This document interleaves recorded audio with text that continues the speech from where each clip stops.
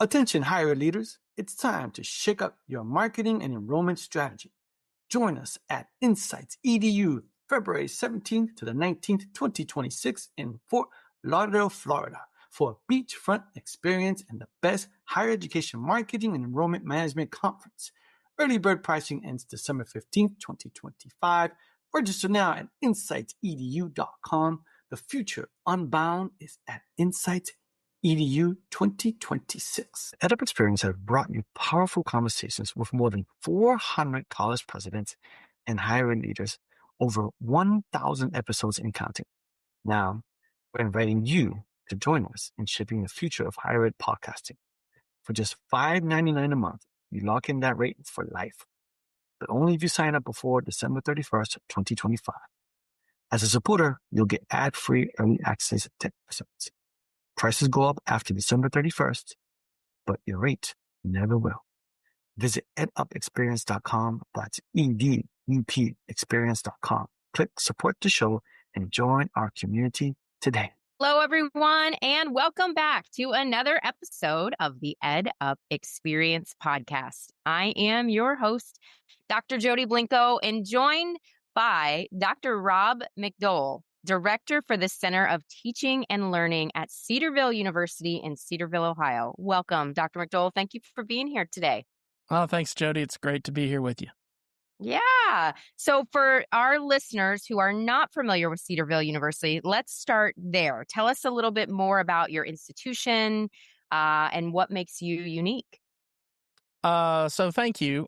Cedarville University is a Christian liberal arts college, and we've been here for well over 100 years in Cedarville, Ohio. And one of the claims to fame for us is that we are very intent on training our students with technology. Specifically, we were one of the first institutions of our kind, and really in the state of Ohio, to have the internet connected to our campus. Really? So, oh yeah. Way back in the early 90s, I think late 80s, early 90s, we adopted the internet. And so we actually had a network. We were connected to the internet. And that was one of the reasons I came as a student back in 1994. I graduated from here in 1998. And I had a full ride to another institution. Mm-hmm. And when I came here and visited on campus and saw that they had computers in the dorms that were connected to the internet in 1994. It sold you. Oh, yeah. I was just like, Yeah. Okay, they're thinking about the future. That's where I need to be. And they just did a really good job of preparing me for the future, and also from a worldview that was akin to mine. And that's exactly what we're trying to do now. So most recently, we've done this again, like they did with the internet. We've now gone with a ChatGPT EDU subscription that is across the campus for students, faculty, and staff. And so we're one of the first, we are the first Christian university to do an across-the-board adoption in the world, as far as I know. We checked this with ChatGPT, with OpenAI, and most certainly we're one of the first in the state of Ohio. Actually, we might be, even though Ohio State has, if you look that up and you see other schools in Ohio, they do have ChatGPT EDU subscriptions, but we're, I believe, one of the first to actually do it across campus. So students have access, faculty have access, and so do staff. And so I find this really interesting. And I didn't share this with you when we were chatting before we hit record.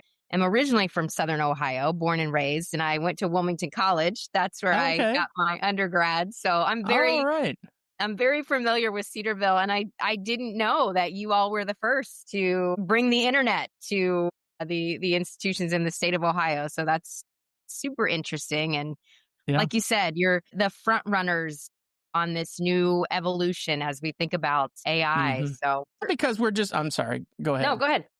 I was going to say, it's not because we have this insatiable need to be first. So I don't want it to make it sound like we're better than everybody else, because we know we're not, right? Mm-hmm. There is just a focus and a drive by our administration, Dr. White, the cabinet, our board, that we want to be preparing our students well. And we want to prepare them from a biblical worldview. And the best way we can do that is to be using whatever's coming next. Yeah. And it's clear to our president, it's clear to all of us. OpenAI, ChatGPT, LLMs, they're not going away. Right. Like it or not, they're here. They are here. They have already transformed so much of society. They've transformed definitely the business world, right? I mean, I can't think of any time in history where we've seen this kind of money spent on these tools at this rate that even in some ways eclipses like spending, and I know it doesn't, but almost, in terms of defense, right? Where you're signing deals like Google did to build nuclear power plants, and OpenAI is buying up companies, well, a couple anyway, for billions of dollars, not millions of dollars, right? The most recent one was to, I think, acquire, of course, by the time this comes out, this news is like going to be super old, right? You're like, oh, that was so a month ago. Right. That was so a month ago. That's funny. That was so a month ago. But they buy basically the IP for, I think it was like 1.6 billion of this, essentially a statistics group. I can't remember the name of it. I think it was like Strategia or something like that. And it just speaks to how fast this thing is moving. And they just recently said, in 2026, we're going to actually bring out a LinkedIn competitor, and they're going to start, doing training. Right. And they're going to give out certificates, and they're going to start, certifying people and using OpenAI and LLMs for work. So they're going to create their own work network as well. Yeah. Yeah. So, I mean, can you believe that? Think about how long it's been when LinkedIn started. Like, are you on LinkedIn? I think you are. I am. Because, yeah. Yeah. So do you remember when it started? I don't. It's for me, it's like it was just, I know this isn't the case, but like it's kind of just been there. So, right. But no, I don't remember when it started. Yeah, it's been at least a decade ago, for sure. Yeah. I'm pretty sure. And it has just slowly grown over time to be the place where people connect in terms of their careers and work and training, right? They bought Lynda, which turned into LinkedIn Learning. And that growth that they've experienced has taken several years, and here we are now with OpenAI that's moved from a non-existent company to one of the most highly valued tech companies, if not the most valued tech company on the planet in less than 2 years. It's that doesn't when you think about does it. it make sense? I mean, yeah, it's like lightning fast. It's like the blitzkrieg of, startups. I don't think we've ever seen anything like this in history. If so, please have any of your leaders or your followers disagree. I'd like to know. Let you know. Send you a message. Send me a message. So it was just something that, as an institution, we knew we needed to get into the hands of our students, our faculty, and staff. The reality is our students are already using it, right? We knew that. And most of the conversation up to this point has been about chasing people who are using it to do nefarious things, like cheating. Having it write papers for them. But the conversations that we're starting to have now are really, how can we help students continue to learn, AKA like Dr. Barbara Oakley. I'm not sure if you're familiar with her and her work. Excellent teacher, excellent at bringing neuroscience to the fore. Highly recommend to your listeners to visit her sites. She did an interview with us in our podcast. Very gracious. I mean, She's also one of the authors of, she's the author of several books, one of which was Uncommon Sense Teaching, which I and a colleague had read, and we thought it was just super phenomenal. And the thing that she said, which is where we are here at Cedarville, and that is professors, they don't need to be afraid of AI. They need to be seen, and they need to see themselves as knowledge gatekeepers. They are not going away. She's like, and she runs her own AI business, too. She runs a business called, I think it's like superhuman.ai. No, not superhuman, smarterhumans.ai. And it's all about helping you learn material that you're wanting to learn So it's using AI to do things to help you actually recall and build the mental models in your brain that you will remember things and that you will be a very, very strong learner. Because the more you have the right things in your head, the better you are in terms of being able to evaluate what comes out of these large language models. So that's kind of where we're headed as an institution and as a university. And we think that's going to have huge benefit for employers as well, because they're going to need students like that who we've trained, right, influenced to use AI in what we would call a biblical manner, in a way that honors the image of God in each individual and honors the humanity there and doesn't just push it aside. So that's kind of where we're at right now as a university. And it's been like drinking from a fire hose, to be honest. But at the same time, we've seen a lot of like movement. Students have responded well. We've got faculty responding as well. It's looking forward to it. It's been really good. And you said that the official launch or the rollout was 3 weeks ago? It would have been, let's see, August. Let's see. Hey, Chris, when did we start? When did Dr. White announce that? Was that August 8th? Yeah. Okay. So on August 8th, it was announced. So almost 30 days. Yeah. Yeah. We've been pushing really hard to get some training. That Friday, we actually had a faculty staff session where we did training. And so for us, like when we do training on a Friday, we basically have all the faculty and staff come in, and that's around a little over 1,000 people, come into one room. Dr. White tells us where we're at. It's kind of the state of the university, where we need to be heading, makes some major announcements, of which, open, I was one of those. And he said, and we're going to have training today from 1 to 4. And we all who were involved in that, myself, Micah Cooper, others of his team, others of my team, we're all, preparing for that. We'd been preparing for it for the entire week. We all thought, we're not going to get very many people to show up. Mm-hmm. And so we didn't get a very big room. I mean, I think it could seat maybe 60 people, maybe less than that. And from 1 to 4, it was packed. Room only, huh? Standing room only for 4 sessions. So we'd have one group come in and another group go out, and we'd have people waiting to come in. And it was a little bit more than I was expecting. And it was across the boards, faculty and staff. And then I had some of the faculty, because my team, we really support faculty. The faculty, I've talked to several faculty who were a little like, I wish I would have known it was actually coming. I would have canceled my other plans that I had and made sure I was there. But we're going to have OpenAI is actually coming on campus by the time this airs. They'd have already come and done some training. But yeah, we're looking forward to what our faculty do. We're looking forward to what our students do with it, staff as well, because we see it as a pretty big game changer. Yeah. And in that same kind of line of thinking, do you have any assumptions or anticipations for what staff or students or faculty might do with it, or how you see it having an impact right now? Or is it too early to tell? It's kind of too early to tell in some ways. Do I think it will have an impact? Yes, I do.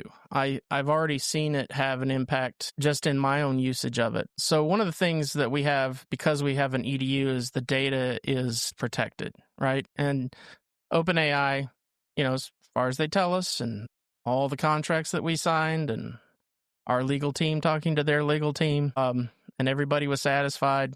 Our cybersecurity officer was also satisfied. That means we can connect to things like our email, to our Microsoft OneDrive, SharePoint, and I've already done some of that, and that's been pretty phenomenal. So just an email, just to give you a case, which may not sound like a really big one, but oftentimes I get emails, like if we're doing a project or something, I'll get emails with maybe contact information, who folks are, what they can do, what they can't do. And we had one of such projects coming up, and I had an individual who sent me like 14 or 15 emails with different types of contacts in them. And I just told ChatGPT, go find the email from this particular person over the past couple of weeks. I want you to condense it into a CSV table for me that has the name of the individual referenced, their email, and then a summarization of their abilities and or their, in this particular case, how connected they are to AI. And so I was like, I'm going to see what it can do, because otherwise I'm sitting there. You know what I'm talking about. You go to your email. I do. You're like, from, colon, and then you're like, I think scrolling. we can all relate to that. Yeah. You're scrolling, you're looking, okay, there's one. And then you're like, got to go find it. Okay, there's another one, copy and paste into a document. And I just told it, do this. And it did it in like less than 45 seconds. It's incredible. Right? And it gives me the CSV. And I was like, is this accurate? I don't know if this is accurate, right? And so I told it, I said, I feel like you're missing 2, because I had 14 emails, but only 12 in the list. And I was like, this can't be right. It hallucinated. That's the first thing I'm thinking. It hallucinated. Yeah. And so I tell it, I was like, no, I think you're missing 2, because there were 2 other emails.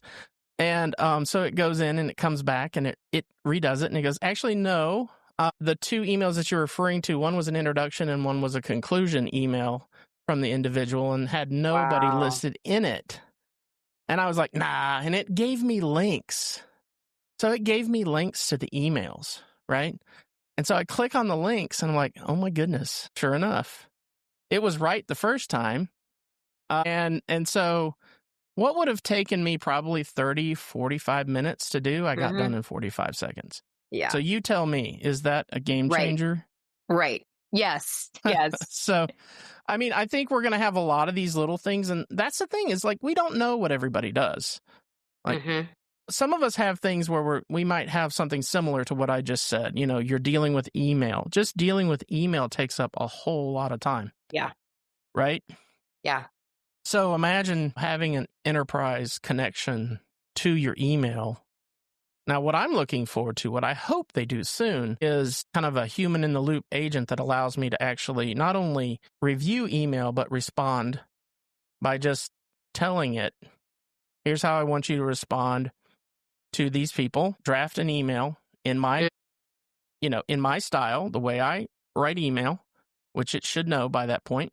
Yeah. And put it up here for me to review before I send it, before I tell you to send it. And then, it does that, and then it'll send it. That's OpenAI's connections aren't like that yet. They don't allow for sending unless you're using their agent. I don't know if you're familiar with the agent. And it will do that. That's a little spooky. That's a little weird. Yeah. But it also does human in the loop too. So there's just, to come back to your question, which you asked me a long time ago. It's all good stuff. Yeah. But to come back to your question, I don't know what to expect, but my hope is, and I'm thinking it's going to be good, because if you even get just a piece of it, like what I did, then I think it's worth it. And you clarified this a little bit earlier, and this is knowledge for me included, to everyone that's listening, but the OpenAI.edu, what makes that unique or different is that data is protected. Okay. Is there anything else about the .edu that would make that special or different that you're aware of? If you think you can coast into 2026, think again. Insights EDU is coming February 17th to the 19th, 2026, and it's taking over Fort Lauderdale for a beachfront experience. It's the event that will flip your marketing and enrollment strategy on its head. 3 days, over 65 expert speakers, and over 40 sessions. Zero fluff. Just powerhouse strategies from the most anticipated platforms like Google, Reddit, Meta, MIQ Digital, and the most forward-thinking schools in the nation. You'll get the real wins, the bold ideas, and the hands-on tactics to grow programs, drive engagement, and create the student experience today's modern learner demands. The question is, are you ready to lead, or will you get left behind? Mark your calendar, bring your team, and secure your spot. edu.com. That's insightsedu.com. Early bird pricing ends December 15, 2025. See you in Fort Lauderdale. The EdUp experience has delivered over 1,000 episodes with higher ed leaders from around the world. Now you can support the show for just $5.99 a month. and lock in that rate for life when you join before December 31st, 2025. You'll enjoy ad-free early access to episodes. Go to edupexperience.com. That's EDUP experience.com. Click support the show and secure your lifetime rate today. So it's an enterprise. It's security, right? Everything is secure in terms of the data. It does not train the model. We also, the other thing that it allows us to do is, and let me be clear for those who are listening, we don't try to find everything that our students are doing, because we also know that students have their own personal accounts and they use it. But in terms of the EDU domain, ChatGPT gives you access to the data. So you can actually go and find certain things. So there are certain keywords and things that we do look for, especially for mental health and other kinds of things around that. And that's all we look for, because we do desire for privacy for our students. We want to respect that. Again, going back to honoring the image of God in each person. And, there are certain boundaries that we believe you shouldn't cross. But I think we have due diligence that we must also do as an institution of higher education, where we've got young adults' lives in our hands, right? And we need to be paying attention, right? There are certain things that I think are a no-brainer for most people when we say, yeah, we're probably going to be looking for that. But other than that, that's not, we if students are using it outside of the EDU domain, we can't see it, but at least we're trying to provide an opportunity for us to be able to intervene in a good way if the need were to ever arise. So we're doing the best that we can, I would say, before our creditors as well as our board and ultimately before God, that we're trying to equip our students, but at the same time keep them safe. So that's an ongoing conversation, but that's just kind of where things are right now. I think there's going to be more in terms of conversation with faculty. I know each discipline is going to have a different approach as to how they use AI, and I think that's legitimate. I mean, having AI right for you can be helpful in some areas, but I think it also can short circuit what needs to be in your brain in order for you to communicate as a human being with other human beings. That's super fair and well said. Which is essential, right? Yeah.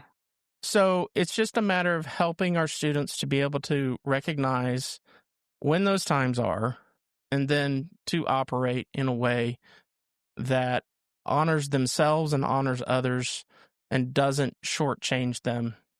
So a lot of power, but like with any tool that has a lot of power, it needs to be used with wisdom. And that's exactly where we're headed, Lord willing. You mentioned the training that was standing room only on a Friday afternoon from 1 to 4 o'clock. So this is kind of a two-part question. And first, what were some of the just emotions and feelings in the room from everyone? And well, let's start there, and then I'll go to my second part.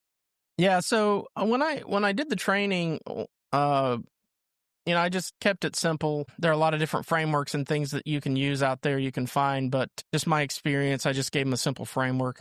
I said Uber, UBRR. I said use it, be specific, use the tool reflexively. In other words, use the tool to use the tool. Tell the tool to use itself, to do what you want it to do. And then the last R was review it. So I tried to just give them a simple mental model that they could stick in their head and keep as they approached it. And after I did that, then we had some Q&A. I showed them how to use Canvas, and let me be clear here.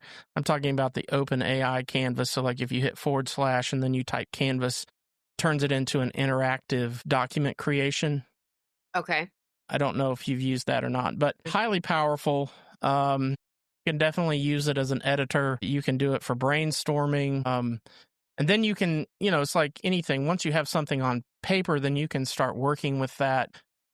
You can even have ChatGPT edit for you, where you're not sitting there having to type in. You just say, I need this to say this. You need to change this paragraph in this way. And it'll just, it'll go down through and do that. But that kind of blew a lot of people away, because I didn't think I don't think they knew that existed. And when I showed them how they could upload their own, documents and things that they're working on, and then have that interact with their documents, and they could do editing and those kinds of things, I think it just totally, people were over there, they were logged in and they were just typing away, doing different things. And some of the questions I got were very interesting. I think one of the most frequent questions was, what does it do with my data? And I was able to say, if you're using our system, you're safe. You don't need to, other than, nefarious actors who might be out there who threaten any data security anywhere, regardless of who they are. Department of Defense, Microsoft, any of these, Amazon, who have, huge systems, they're constantly dealing with malevolent, what's the word? Bad actors. There we go. Yeah. Malevolent. I was going to say malevolent actors, which is true, but bad actors. So you're going to always have that. But in terms of, in human sense, the most security that we can have with this data, this is the best that can be offered. So that gives them a little bit more relief. And I think there was kind of that. It was curious. Another question that I had was about, copyright. Copyright actually popped up to be one that was really concerning. They were like, well, is my stuff going to be, if I upload some papers that I've written, is my stuff going to then lose its copyright? And I'm like, well, no, not at all. So if you're concerned about it stealing your stuff, it won't, it can't. And I think that's probably due to the fact that people don't really completely understand how it all works. Yeah. Fair enough. Behind the scenes. But I've never, like, if you uploaded a paper and then somebody else logged in, let's just say for argument's sake, somebody else logged in to the same, to the EDU system, and let's just say that it had uploaded yours, and it used it somehow to train just our model, which I don't even, I don't know if it's even doing that. But let's just say for argument's sake it did. If that person tried to actually pull out the entire thing from the system, they would not be able to. It wouldn't be able to recreate the paper word for word. That's not how it works. Yeah. Right? So that was an interesting thing. The visuals, that's another conversation that's going to be interesting to have as we go forward. We have this thing here called AI Fellows amongst our faculty. We also have it on the staff side, and we have representatives from every school/department, and one of those is going to be our arts and humanities area, and the AI fellow that's serving there is actually a sculptor/painter. And so he and I have already had some pretty good conversations about this, and he's like, it's not human, so therefore it's not art. And I said, well, I don't disagree with you, but at the same time, even if someone used a prompt to create art, a human is still in the loop. So, right? I think there's something there. The intent is there. The idea is there, just like it is with you when you roll up onto a canvas and you have an idea in your head and you've got a goal and you have a vision and you use the tools, but you don't give citations to whoever showed you how to do those brushstrokes, but you didn't come up with those brushstrokes on your own. Right. Now, did you do it in a certain way or you use a certain pattern that's different than maybe the way you were taught? Well, yeah, quite possibly, but you didn't somehow create something out of nothing. It was built on something else. And quite frankly, that's the way we all are. And I think that's kind of some of the nuance there when we start talking about copyright and we start talking about intellectual property, right? It's like, so were you really the only person that ever had this particular idea, or is it built on other something things? Else. Which I think if we're all honest, we know, right, that we've all built on other people's things that have gone before. So how that all works out, how you get remunerated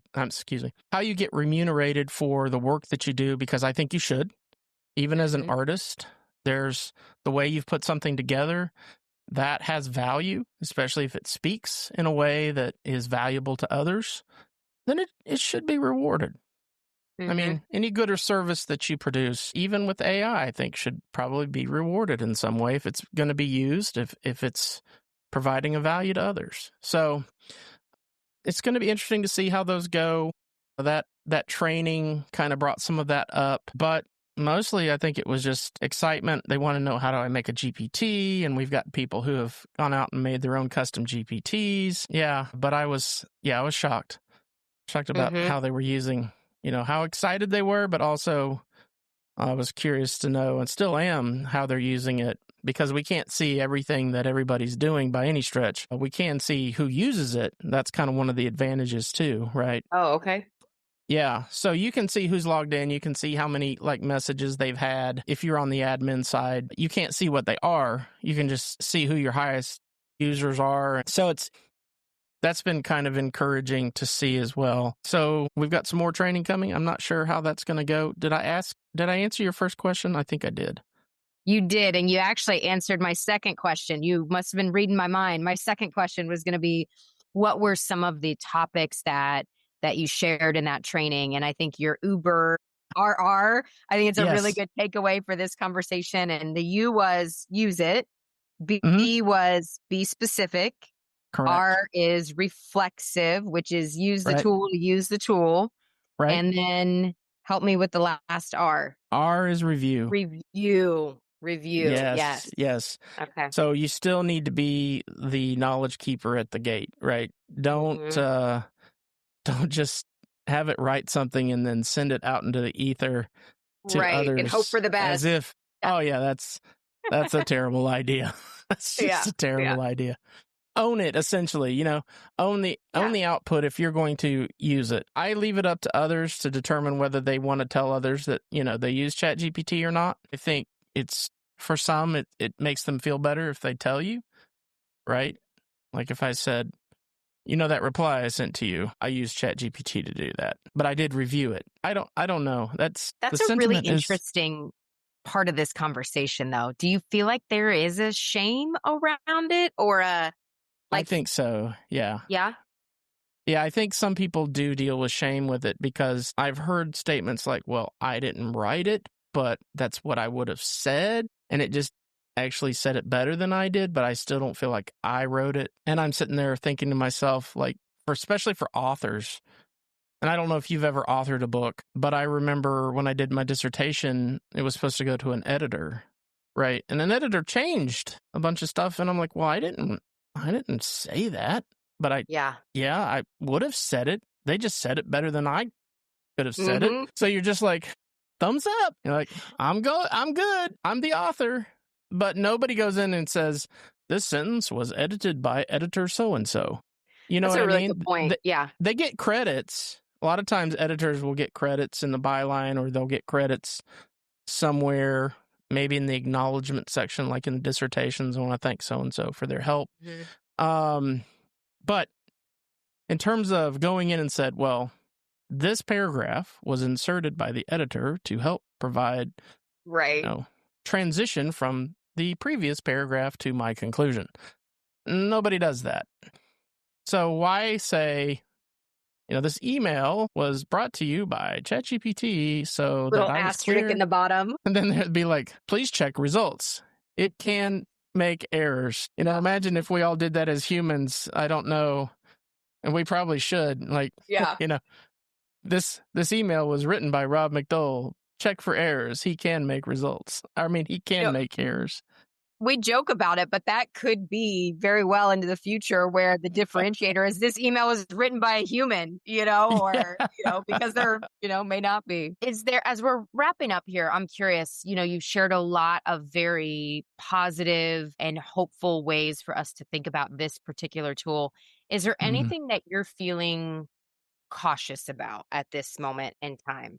Yeah, I would say probably the thing that I think about most, and I say it to whoever will listen to me, is the concern that I have with people treating it as if it were human. And I think that's extremely dangerous. It's not human. It's a machine. And so I tell my staff, I tell my team, I tell whoever was willing to listen, don't talk to it as if it were. Like when I meet you, we speak, I speak to you with respect. respect that's due you. In the South, I was raised, I say, yes, ma'am, no, ma'am, yes, sir, no, sir. We can have that debate another time. But I think it shows respect to recognize that I am speaking to another human being. And I use terms like please. And then when you give something to me, I'll say thank you. I do not say that to machines, right? I don't pick up a pencil and say to a pencil, please write for me. And then after I'm done, say, thank you, pencil. That was great. No, I don't. So don't treat this machine as if it were. And it's a bot.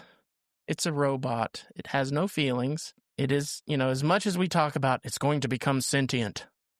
No, it's not. It's never going to have a soul. It's never going to feel the same way we do. The joy that we feel, the anger that we feel, the sadness that we may feel, those kinds of things are part of being, genuinely human.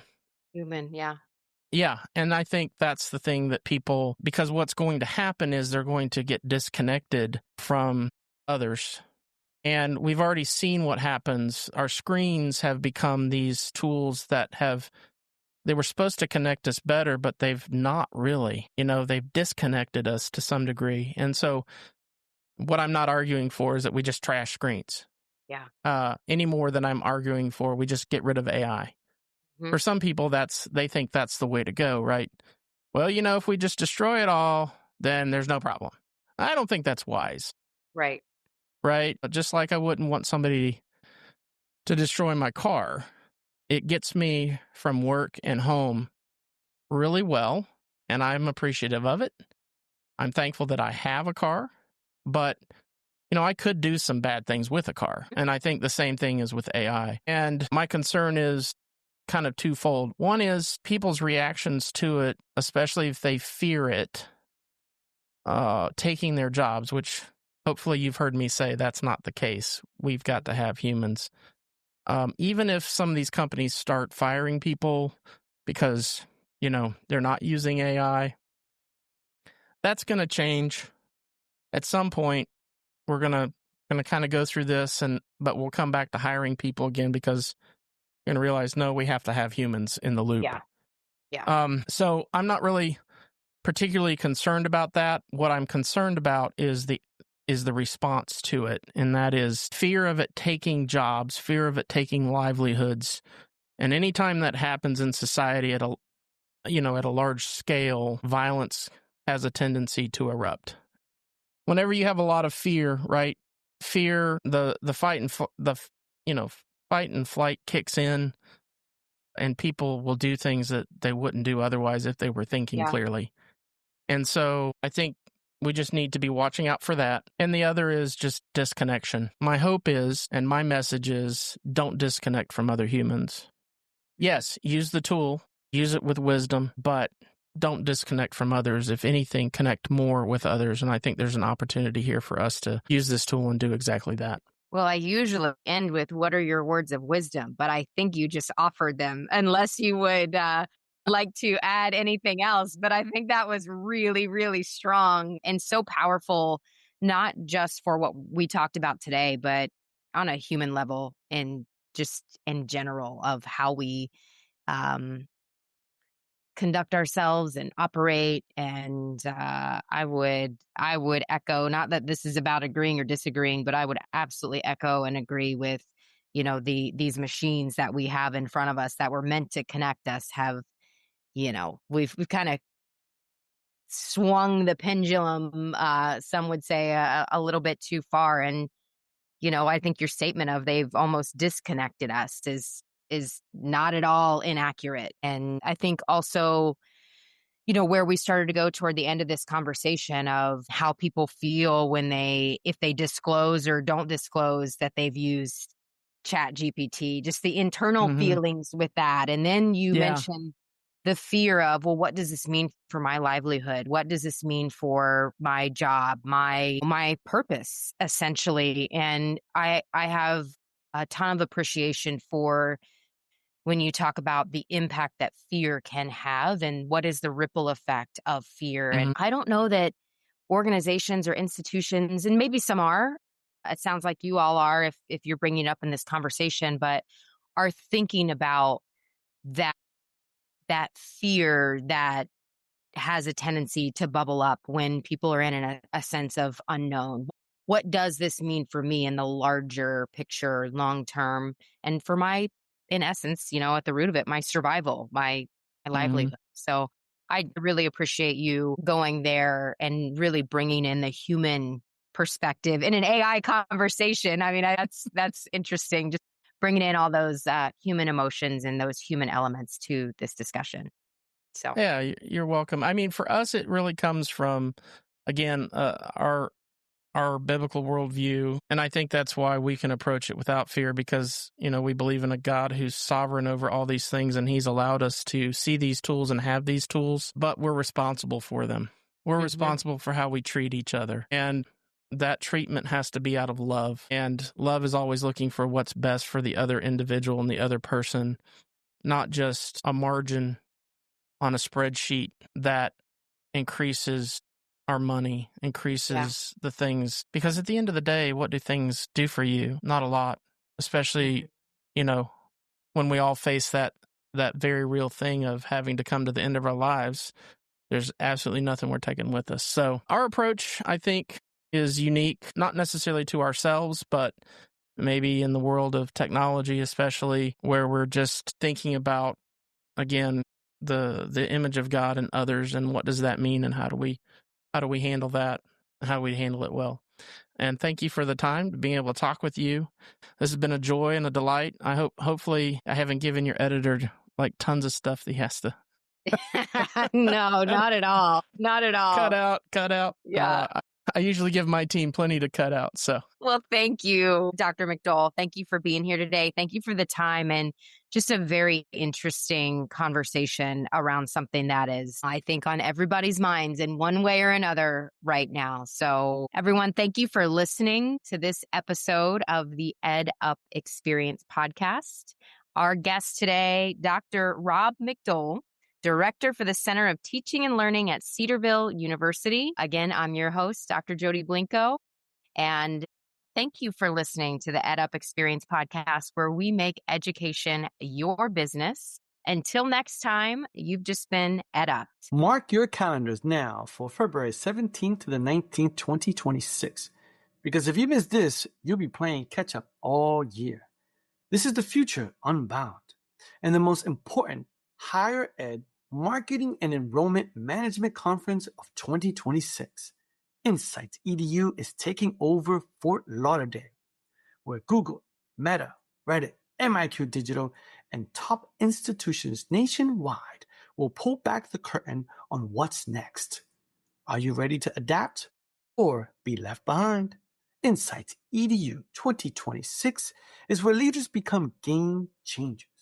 Register now at insightsedu.com. That's insightsedu.com. Early bird pricing ends December 15th, 2025. Support the EdUp Experience for just $5.99 a month and lock in that rate for life. You'll get ad-free early access to episodes. But hurry, price goes up after December 31st, 2025. Visit edupexperience.com. That's EDUP experience.com and click support the show.